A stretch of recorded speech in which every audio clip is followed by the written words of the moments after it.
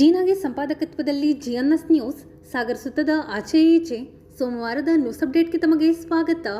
ಮುಖ್ಯಾಂಶಗಳು: supreme court ನ್ಯಾಯಾಧೀಶರ ಮೇಲೆ ಶೂ ಎಸೆತ ಪ್ರಯತ್ನ, ರಾಕೇಶ್ ಕಿಶೋರ್ ವಿರುದ್ಧ ದಲಿತ ಸಂಘರ್ಷ ಸಮಿತಿ ಒಕ್ಕೂಟದಿಂದ ಪ್ರತಿಭಟನೆ, ಪ್ರತಿಕೃತಿ ದಹನ, ಶರಾವತಿ ಪಂಪ್ ಸ್ಟೋರೇಜ್ ಹೋರಾಟಕ್ಕೆ ಮಾಜಿ ಸಚಿವೆ ಬಿಟಿ ಲಲಿತಾ ನಾಯ್ಕ್ ಬೆಂಬಲ, ಶರಾವತಿ ಪಂಪ್ ಸ್ಟೋರೇಜ್ ಹೋರಾಟಕ್ಕೆ 100 ವರ್ಷದ ನೇರಲಗಿ ಬಂಗಾರಮ್ಮ ಬೆಂಬಲ, ಉಪವಿಭಾಗಾಧಿಕಾರಿಗಳ ಕಚೇರಿ ಪ್ರವೇಶದ ಗೇಟ್ ಬಳಿ ಕಬ್ಬಿಣದ ಕೂಳೆ.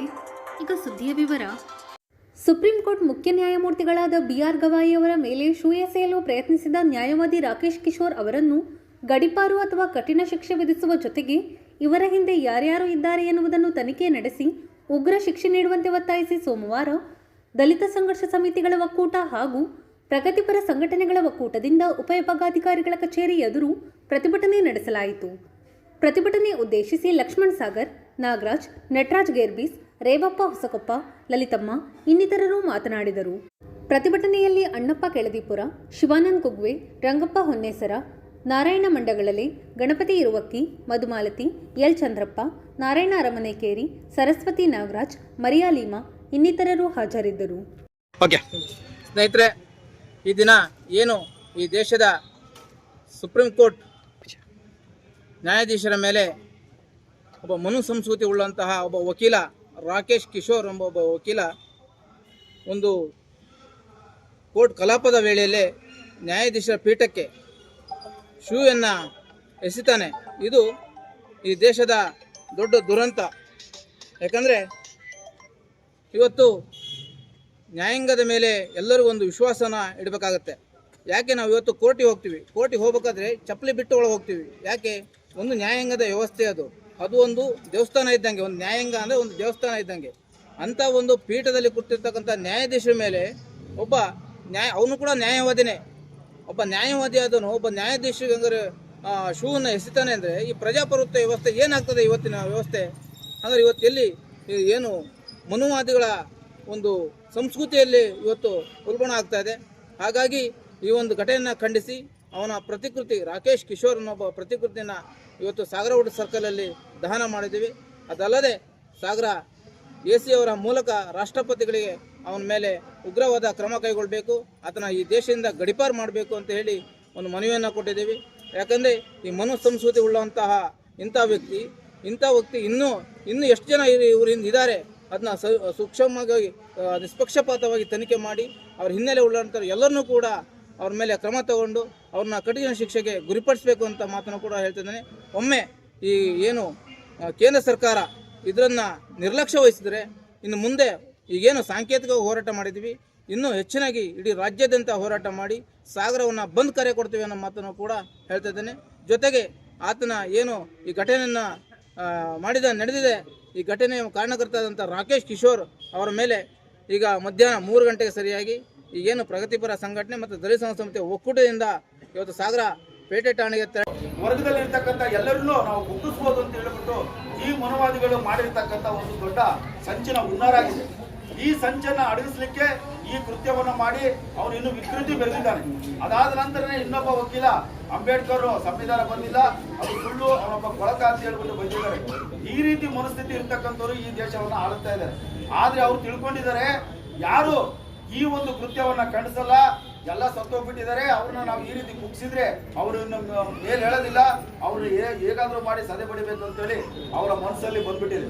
ಆದ್ರೆ ದಲಿತರು ಇವತ್ತು ಭಾರತದ ಸಂವಿಧಾನವನ್ನು ಬರೆದುಕೊಟ್ಟಂತ ಅಂಬೇಡ್ಕರ್ ಅವರು ಮಾಡಿರ್ತಕ್ಕಂಥ ಹೆಜ್ಜೆಗಳು, ಹಾಕೊಟ್ಟಂತ ದಾರಿಗಳು ಇನ್ನೂ ನಮ್ಮ ದೇಶದಲ್ಲಿ ಉಳಿದಿದೆ. ಪ್ರತಿಯೊಬ್ಬರು ಇವತ್ತು ವಿದ್ಯಾವಂತರಾಗ್ತಿದ್ದಾರೆ. ಇವರು ಎಲ್ಲರಿಗೂ ಎಚ್ಚರಿಕೆಯಿಂದ ಇದ್ದಾರೆ. ಎಲ್ಲರೂ ಈ ತರ ಕೃತ್ಯವನ್ನ ಖಂಡಿಸ್ತಾರೆ. ಹೆಚ್ಚು ಕಡಿಮೆ ಆದ್ರೆ ಅವ್ರನ್ನ ಯಾವ ಶಿಕ್ಷೆಗೂ ಗುರಿಪಡಿಸ್ಲಿಕ್ಕೋಸ್ಕರ ಯಾವುದೇ ತರದ ಉಗ್ರ ಹೋರಾಟವನ್ನು ಮಾಡ್ಲಿಕ್ಕೂ ತಯಾರಿದ್ದಾರೆ ಅನ್ನೋದು ಅವ್ರು ಯಾರಿಗೂ ಗೊತ್ತಿಲ್ಲ. ಯಾಕಂತ ಹೇಳಿದ್ರೆ ಅವ್ರು ಮಾಡಿದ್ದೇ ಆಟ. ಇವತ್ತು ಧರ್ಮ, ದೇವರು ಈ ಒಂದು ಹೆಸರಲ್ಲಿ ಇವತ್ತು ಜನರನ್ನ ಹೊಡೆದಾಡ್ತಕ್ಕಂಥ ಒಂದು ಹುನ್ನಾರವನ್ನು ಅವರು ಹಬ್ಬಿಸಿ ಇವತ್ತು ದೇಶವನ್ನು ಅಧೋಗತಿಗೆ ಹೋಗ್ತಾ ಇದ್ದಾರೆ. ಅದು ಎಷ್ಟು ಮಟ್ಟಿಗೆ ಅಂತ ಹೇಳಿದ್ರೆ ಇವತ್ತು ಯಾರಿಗೂ ಅಧಿಕಾರ ಸಿಗಬಾರ್ದು, ಇವತ್ತು ಯಾರು ಶಿಕ್ಷಣ ಪಡಿಬಾರ್ದು, ಇವ್ರು ಎಲ್ಲರೂ ದುರ್ಬಲರಾಗಿ ಈ ಒಂದು ದೇಶದಲ್ಲಿ ಬಡವರಾಗೇ ಉಳಿಬೇಕು. ಈ ಒಂದು ಮನಸ್ಥಿತಿ ನ್ಯಾಯಾಲಯದ ನ್ಯಾಯಾಧೀಶರಾಗಿರ್ತಕ್ಕಂಥ ಬಿ.ಆರ್. ಗವಾಯಿ ಅವರ ಮೇಲೆ ಶೂ ಎಸೆತ ಪ್ರಯತ್ನ ಏನು ನಡೆದಿದೆ, ಈ ಒಂದು ಪ್ರಯತ್ನ ಈ ದೇಶದ ಸಂವಿಧಾನದ ಮೇಲೆ ನಡೆದಂಥ ಒಂದು ಪ್ರಯತ್ನ, ಈ ದೇಶದ ದಲಿತರ ಮೇಲೆ ನಡೆದಂಥ ಒಂದು ಪ್ರಯತ್ನ, ಈ ದೇಶದ ಜನತೆ ಮೇಲೆ ನಡೆದಂಥ ಒಂದು ಪ್ರಯತ್ನ ಅಂತೇಳಿ ನಾವು ಇವತ್ತು ಭಾವಿಸಬೇಕಾಗ್ತದೆ. ಸ್ವತಂತ್ರ ಬಂದು 75 ವರ್ಷಗಳಾದರೂ ಕೂಡ ಮನುವಾದಿಗಳ ಅಟ್ಟಹಾಸ ಇನ್ನು ನಿಲ್ಲಿಲ್ಲ. ದಲಿತರ ಮೇಲೆ ದಬ್ಬಾಳಿಕೆ ದೌರ್ಜನ್ಯಗಳು ಇನ್ನೂ ಹೆಚ್ಚಾಗ್ತಿದ್ದಾವೆ. ಈ ದೇಶದಲ್ಲಿ ದಲಿತರು, ಅಲ್ಪಸಂಖ್ಯಾತರು ಭಯದ ವಾತಾವರಣದಲ್ಲಿ ಬದುಕುವಂತ ಒಂದು ಪರಿಸ್ಥಿತಿಗೆ ನಾವು ಬಂದು ಒದಗಿದ್ದೇವೆ ಅಂತ ಹೇಳಲಿಕ್ಕೆ ಇವತ್ತು ನಮಗೆ ನಾಚಿಕೆ ಆಗ್ತದೆ. ಬಂಧುಗಳೇ, ಶೂ ಎಸೆದು ಇಷ್ಟು ದಿನಗಳ ಕಾಲ ಕಳೆದರೂ ಕೂಡ ಒಬ್ಬ ಮುಖ್ಯ ನ್ಯಾಯಾಧೀಶರ ಮೇಲೆ ನಾವು ಒಂದು ಕೋರ್ಟಿಗೆ ಹೋಗ್ಬೇಕಾದ್ರೆ ಕೈ ಮುಗಿದು ಒಳಗೆ ಹೋಗ್ತೀವಿ. ಇವತ್ತು ದೇಶದಲ್ಲಿ, ರಾಜ್ಯದಲ್ಲಿ ಕಾರ್ಯಾಂಗ ಮತ್ತು ಶಾಸಕಾಂಗ ಸತ್ತು ಹೋಗಿದೆ. ಇವತ್ತೆಲ್ಲರೂ ಅಲ್ಪ ಸ್ವಲ್ಪ ನಂಬಿಕೆ ಇಟ್ಕೊಂಡಿದ್ದೀವಿ ಅಂತ ಹೇಳಿದ್ರೆ ನಾವು ನ್ಯಾಯಾಂಗದ ಮೇಲೆ ಅಂತ ಒಂದು ನ್ಯಾಯಾಂಗವನ್ನ ಇವತ್ತು ದುರ್ಬಳಕೆಯನ್ನು ಮಾಡಿಕೊಂಡು ಅಂತ ನ್ಯಾಯಾಂಗದ ಮನಸ್ಥಿತಿಯನ್ನು ಕುಗ್ಗಿಸಲಿಕ್ಕೆ ಹೊರಟಂತ ಏನು ಕೇಂದ್ರ ಸರ್ಕಾರ ಈ ಒಂದು ಪ್ರಕರಣವನ್ನ ವಿಶೇಷ ಪ್ರಕರಣವಾಗಿ ಗಂಭೀರವಾಗಿ ತೆಗೆದುಕೊಳ್ಳಬೇಕು ಮತ್ತು ಇದು ಒಂದು ದೇಶದ್ರೋಹಿಯ ಪ್ರಕರಣವಾಗಿ ತೆಗೆದುಕೊಂಡು ಆ ಒಂದು ಕಿಶೋರ್ ಕುಮಾರ್ ನೀಚ ವಕೀಲರನ್ನು ಕೂಡಲೇ ಬಂಧಿಸಿ ಅವನ ಮರಣದಂಡನೆಗೆ ಗುರಿಪಡಿಸಬೇಕು. ಇಲ್ಲದೆ ಹೇಳಿದ್ರೆ ಈ ರಾಜ್ಯದಲ್ಲಿ, ದೇಶದಲ್ಲಿ ಜನಗಳು ಎಚ್ಚೆತ್ತು ಇನ್ನೂ ತೀವ್ರವಾದ ಹೋರಾಟವನ್ನು ನಡೆಸಬೇಕಾಗ್ತದೆ ಅಂತ ಮಾತುಗಳನ್ನು ಹೇಳಿ 71 ವರ್ಷ ಅವರು ಕೂಡ ನ್ಯಾಯವನ್ನು ಹೇಳ್ತಕ್ಕಂಥ ಒಬ್ಬ ಖ್ಯಾತ ವಕೀಲರು. ಇಂಥ ಒಬ್ಬ ಮನಸ್ಥಿತಿ ಇರ್ತಕ್ಕಂಥ ಒಬ್ಬ ಖ್ಯಾತ ವಕೀಲ ಸುಪ್ರೀಂ ಕೋರ್ಟಿನ ನ್ಯಾಯಾಧೀಶರಾಗಿರ್ತಕ್ಕಂಥ ಬಿ.ಆರ್. ಗವಾಯಿ ಅವ್ರ ಮೇಲೆ ಶೂವನ್ನು ಎಸೆತಾನೆ ಅಂತ ಹೇಳಿದ್ರೆ ಇದು ಯಾವ ಥರ ಮನಸ್ಥಿತಿ ಅಂತೇಳಿ ನಾವು ತಿಳ್ಕೊಳ್ಬೇಕಾಗುತ್ತೆ. ಈ ಪ್ರಜಾಪ್ರಭುತ್ವ ರಾಷ್ಟ್ರದಲ್ಲಿ ಈ ಥರದ ಅವಮಾನೀಯ ಘಟನೆಗಳು ಪದೇ ಪದೇ ಮರುಕಳಿಸ್ತಾ ಇದ್ದಾವೆ. ಇದಾಗಿ 1-2 ದಿನಕ್ಕೆ ಇನ್ನೊಬ್ಬ ಅನಿಲ್ ಮಿಶ್ರಾ ಅಂತ ಒಬ್ಬ ಮಧ್ಯಪ್ರದೇಶದ ವಕೀಲ, ಅವನು ಕೂಡ ಖ್ಯಾತ ವಕೀಲ, ಹೈಕೋರ್ಟಿನ ವಕೀಲ, ಅವನು ಏನು ಹೇಳ್ತಾನೆ ಅಂದರೆ ಈ ಸಂವಿಧಾನವನ್ನು ಬಾಬಾ ಸಾಹೇಬ್ ಅಂಬೇಡ್ಕರ್ ಬರೆದಿಲ್ಲ, ಕೊಳಕು ಮನುಷ್ಯನ ಅಂಬೇಡ್ಕರ್ ಬರೆದಿಲ್ಲ, ಎಲ್ಲರೂ ಬರೆದಿದ್ರು ಅಂತೇಳಿ ಕೊಳಕು ಮನುಷ್ಯ ಅನ್ನೋ ಒಂದು ವಿಷಯ ಮಾತನ್ನು ಹೇಳ್ತಾನೆ.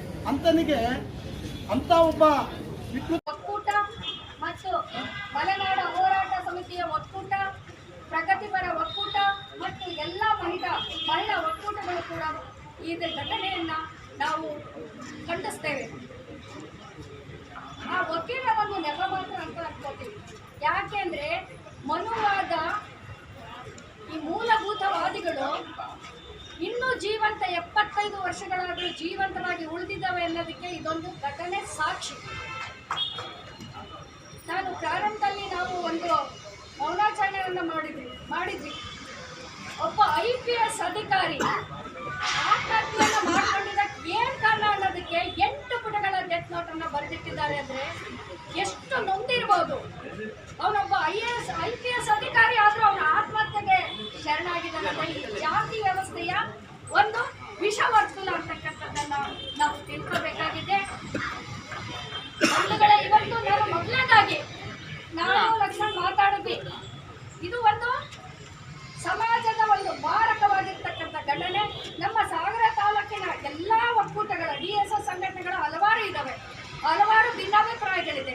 ಆದರೂ ಕೂಡ ಎಲ್ಲರೂ ಈ ಒಂದು ಏನು ನ್ಯಾಯಾಂಗದ ವ್ಯವಸ್ಥೆಗೆ, ಅಂಬೇಡ್ಕರ್ ವಿಚಾರಧಾರೆಗೆ, ಸಂವಿಧಾನಕ್ಕೆ ಒಂದು ಅಪಚಾರ ಮಾಡಿರ್ತಕ್ಕಂಥ ಘಟನೆಯನ್ನು ಅವರು ಖಂಡಿಸಬೇಕು ಅಂತ ಒಪ್ಪಂದದಿಂದ ಎಲ್ಲ ಬಂದಿದ್ದೀರಲ್ಲ, ಎಲ್ಲ ವಿವಿಧ ಸಂಘಟನೆಯ DSS ನಾನು ಸಂಚಾಲಕರಿಗೆ ಹೃತ್ಪೂರ್ವಕವಾಗಿ ಅಭಿನಂದನೆಯನ್ನು ಸಲ್ಲಿಸ್ತೇನೆ. ರಾಕೇಶ್ ಕಿಶೋರ್ ಹೇಳ್ತಾರೆ, ಏನ್ ಹೇಳ್ತಾರೆ, ಸನಾತನ ಧರ್ಮಕ್ಕ ಅಪಮಾನ ನಹಿ ಕರಂಗೆ ಅನ್ನೋ ಮಾತನ್ನ ಕೂಗಿ ಹೇಳ್ತಾರೆ. ಅಂದ್ರೆ ನಾನು ಅವ್ರಿಗೆ ಪ್ರಶ್ನೆ ಮಾಡ್ತೀನಿ, ನೀವಿವತ್ತು ವಕೀಲರಾಗಿರ್ತಕ್ಕಂಥದ್ದು ಸುಪ್ರೀಂ ಕೋರ್ಟಿನ ಒಳಗೆ ವಾದ ಮಾಡೋದಕ್ಕೆ ಹೋಗಿರ್ತಕ್ಕಂಥ ನಿಮಗೆ ಸನಾತನ ಧರ್ಮ ಕೊಡ್ತಾ ಅಥವಾ ಸಂವಿಧಾನ ಕೊಡ್ತಾ ಅಂತಕ್ಕಂಥದ್ದನ್ನ ನೀವು ಆತ್ಮಸಾಕ್ಷಿಗಿದ್ರೆ ಹೇಳಬೇಕು. ಸನಾತನ ಧರ್ಮದ ನೀತಿ ನಿಯಮಗಳು ಗೊತ್ತಿದ್ಯಾ? ಒಬ್ಬ ಹಿರಿಯ ವಕೀಲನಾಗಿ ಪ್ರಶ್ನೆ ಮಾಡಬೇಕಾಗುತ್ತೆ. ಶಿಕ್ಷಣ ವಂಚಿತರಾದ ಯಾರು ಕತ್ತು ಕೇಳಿದ್ರು ಕೂಡ ಶರಾವತಿ ಪಂಪ್ ಸ್ಟೋರೇಜ್ ಆಘಾತಕಾರಿ ಯೋಜನೆ, ಇದರ ಶವ ದಹನವಾಗಲೇಬೇಕು, ಯೋಜನೆ ಬೇಡ ಎಂದು ಪ್ರತಿಯೊಂದು ಮನೆಯಿಂದಲೂ ಪ್ರತಿಭಟನೆ ಧ್ವನಿ ಬರಬೇಕು ಎಂದು ಮಾಜಿ ಸಚಿವೆ ಬಿಟಿ ಲಲಿತಾ ನಾಯಕ್ ಕರೆ ನೀಡಿದ್ದಾರೆ.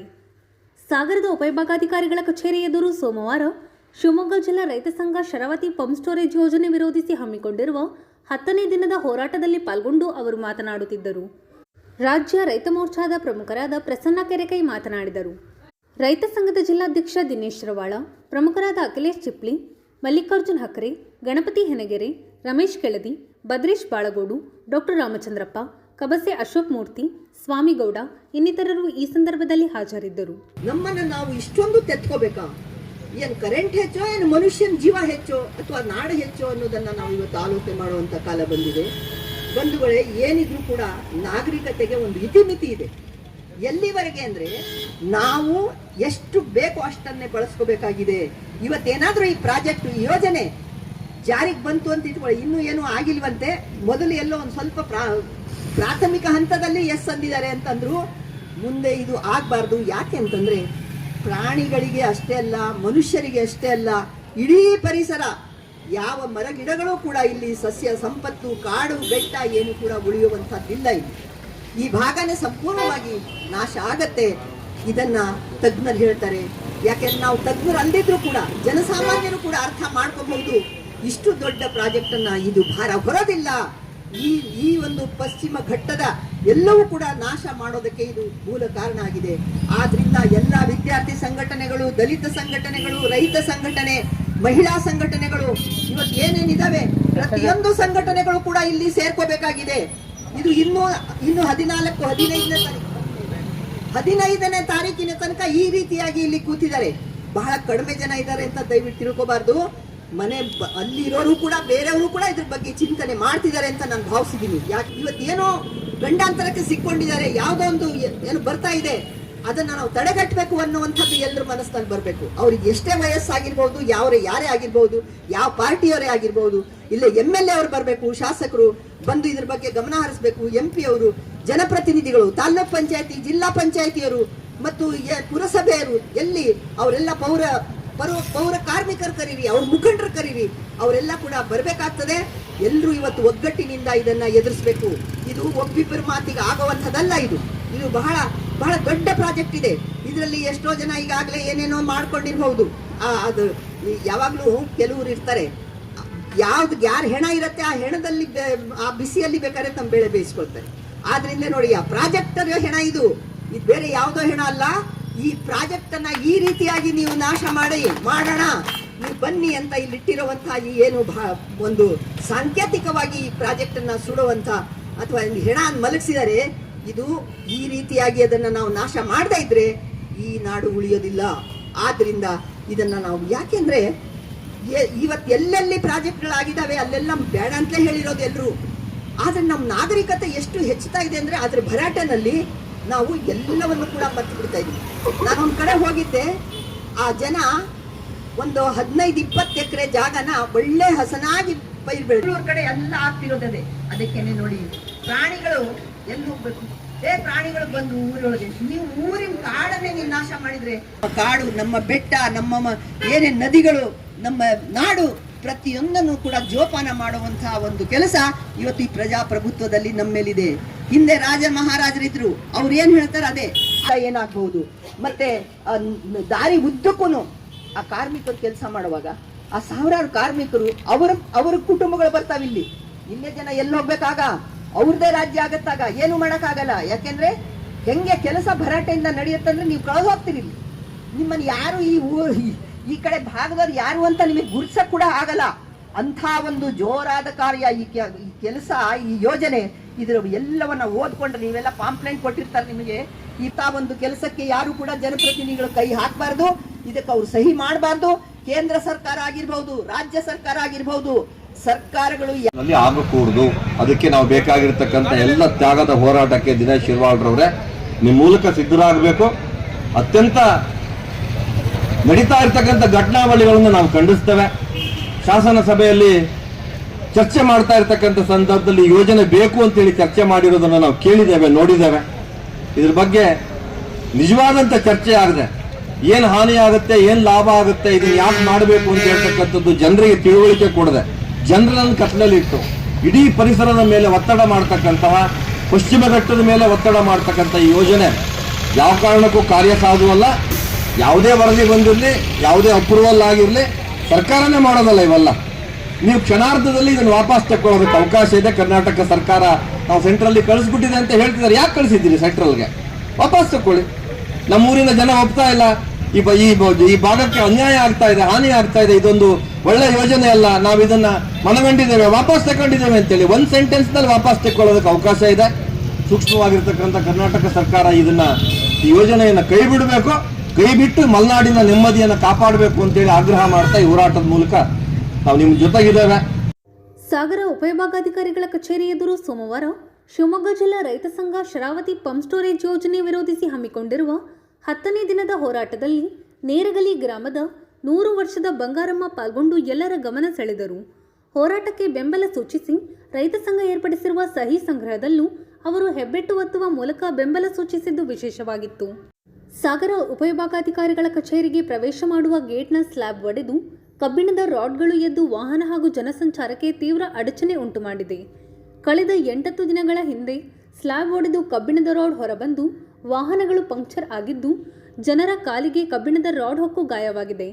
ಇದನ್ನು ಗಮನಿಸಿದ ಕೆಲವರು ದೊಡ್ಡ ಜಂಬೆಟ್ಟಿಗೆ ಕಲ್ಲನ್ನು ಕಬ್ಬಿಣದ ರಾಡ್ ಎದ್ದಿರುವಲ್ಲಿ ಇರಿಸಿದ್ದಾರೆ. ಉಪವಿಭಾಗಾಧಿಕಾರಿಗಳ ಕಚೇರಿಗೆ ವಾಹನಗಳು ಬರುವಾಗ ಹಾಗೂ ಹೋಗುವಾಗ ಜಂಬೆಟ್ಟಿಗೆ ಕಲ್ಲು ಇಟ್ಟಿರುವುದನ್ನು ಗಮನಿಸದೆ ಡಿಕ್ಕಿ ಸಹ ಸಂಭವಿಸಿದೆ. ಇದು ಸೋಮವಾರದ ಸಮಗ್ರ ಸುದ್ದಿ. ನಿರಂತರ ಸುದ್ದಿಗಾಗಿ ನೋಡ್ತಾ ಇರಿ GNS ನ್ಯೂಸ್. ನಮಸ್ಕಾರ.